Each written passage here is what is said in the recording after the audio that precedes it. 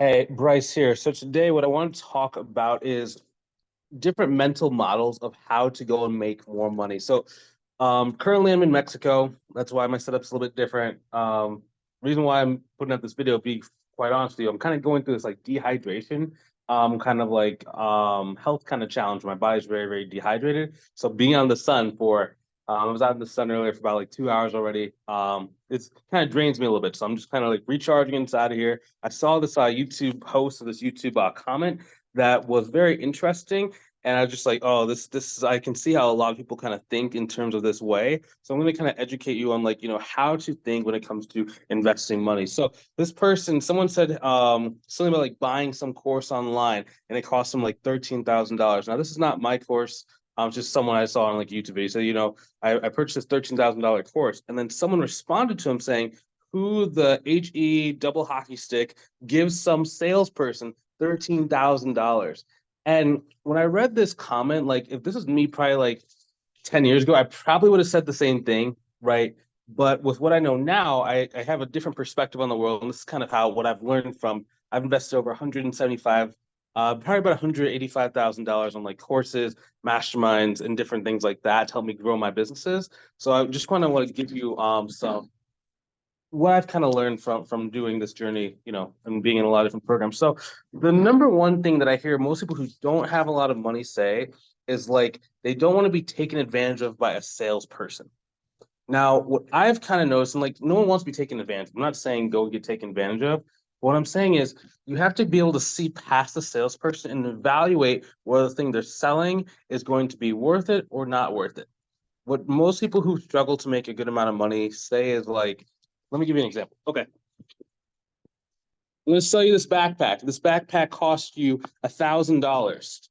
Now, someone who doesn't, you know, let's say unsuccessful, like for lack of better words, I'm just talking about unsuccessful financially. You might have a great family life. You might have, awesome like six pack and whatever, but just from a financial standpoint, this is what I'm talking about. So financially, someone who's financially not where they want to be, they'll say, "Why would I pay $1,000 for a backpack?"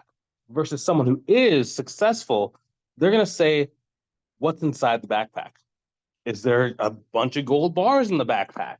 Is there a blueprint to make money? Is there 100,000 audio courses, $100,000 worth of audio courses inside? Is there a laptop from Bill Gates that has his hard drive on it, that has all the stock trades that he's ever made on it? Is it something, like what's inside, right? Because what you pay is the price, but what you're actually getting is the value, it's the stuff inside of it, right? So if you pay someone $13,000 and like it's just nothing in there, okay, that's being taken advantage of, right? That's what a scam is, right? You pay the money, there's nothing on the other side.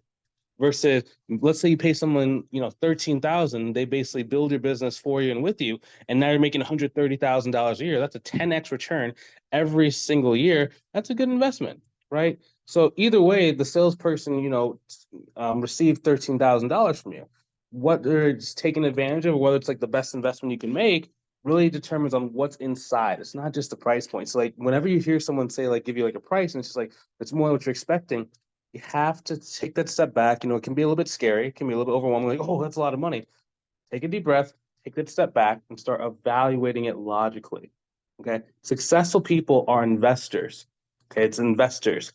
Unsuccessful people are afraid of risk. So if you're going to be investing always has a calculated or management of risk, right? The definition of entrepreneurship is actually someone who takes a risk in order, both financially and time wise, in order to go and start a business to go and make large outsized return over time.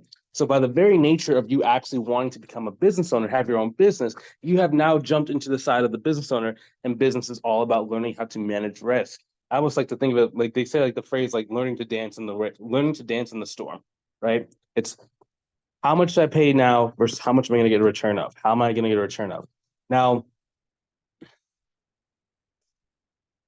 most people, like, who just don't have the amount of money they're looking for, like everything that's a risk, they avoid. They avoid, right? It's more about a comfort zone. And if you don't have a business, or if you don't have the ability to increase your income in proportion to whatever you're investing in, then yeah, it makes sense why, maybe you wouldn't want to, take on unnecessary risk.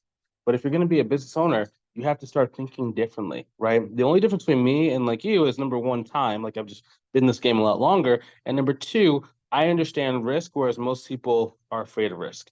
And again, I didn't just like start off there, right? Like the first time that someone told me a course that I had to buy was $7,800, like I almost had a panic attack on the call. Like it was so overwhelming to me, right? But I took that step back. I thought about it while I was still on the call. I ended up paying the guy the money on the call, and that was the first big course that actually led me to where I am today. But if I was like most people, where it's like, oh, it's scary, and I felt overwhelmed, and like my heart was beating, I was crying, I was so confused. If I would have just left that, there's a good chance I would have talked myself out of ever doing that thing that ended up giving me, hundreds of thousands of dollars the next, 2, 3 years afterwards. Right. So the way that I like to think about it, and here's another thing too, right? Sometimes like you might have to go into debt to do it. Now, debt is another misunderstood kind of topic, right? Because there's good debt, there's bad debt. Now, good debt versus bad debt, what is the difference between the two? It's not always in just what you buy, but how you use it and what you get from it. Again, it's like the backpack, right? It's like the backpack. Now, going back to our backpack analogy, if what you have that's inside of the backpack has no way to pay off the debt and it is constantly draining your money and you sell it for less than what you got it, that's bad debt. That means the debt that you had to utilize, that was bad debt. Versus if it's something where, let's say, for example, an easier example to kind of understand, because this is probably something that hits more close to home, would be a car. So let's say that you go and buy like a Ram truck, right? It has like a giant bed, it's a 4x4, it's huge, it's expensive, right? If you're buying it and you're just gonna like drive it around from like point A to B, you don't really make money with it, you don't really have a job, and there's no way to pay it off, it's just taking money out of your pocket. The debt that you took out to get that in a lot of cases is bad. Now, I'm not saying like don't get a transportation car. Like, hear me out, right? That would be considered bad debt. Versus if you got that same truck for the same terms, for the same prices, but you use that truck to be able to pay off the truck in like the first like 3 months, and then every single time now it's making you more money, that's good debt.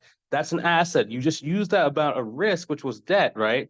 And now it's paying off, and it's paying off, and it's paying off, right? Because it was calculated, right? So not all debt is bad, not all risk is bad, not all investments are bad. And at the end of the day, it's not just about like the salesperson sitting in front of you, whether you buy it from a webinar, a salesperson, walking into Kmart, walking into Louis Vuitton, it doesn't matter, right? It's what are you getting? What's inside?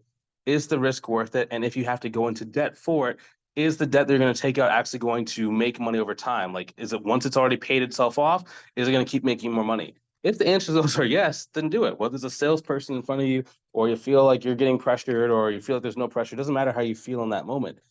You have to use logic, okay? And I know that might be a little bit harsh for some people to hear. And like, I'm not trying to be like rude or, say that, tell you how to live your life. I'm just kind of telling you what's worked for me. And, if you want to be successful in business, these are some helpful thought processes and methodologies that you can adapt and adopt in order to actually go and, reach your goal faster. So, you know, hopefully enjoy this video. Hopefully learn something new. If you want some help growing your business, maybe you want to avoid a lot of the mistakes that I've made along the way. Because I give these videos away for free, but it's hard for me to like tell my entire life story, my entire business story over the span of one video. So if you want to be able to go and get that much faster, you want to be able to go reach your results, your goals, and your dreams a lot faster, go ahead and click on the link inside the description, either above or below the video. Book a call with myself or a member of my team to see if we can help you inside of our paid mentorship program. If that's you, I'd love to see you on the call. If you're not quite ready, I recommend, you do things before you feel ready for it. That's just what it takes in life sometimes. But if you're still not quite ready and you're just like, there's no way that you're ready to like do anything with it, just keep watching more of these videos. That's no problem, no harm, no foul. But if you are ready and you are ready to go and reach your goals, I'll see you on the call. Take it easy.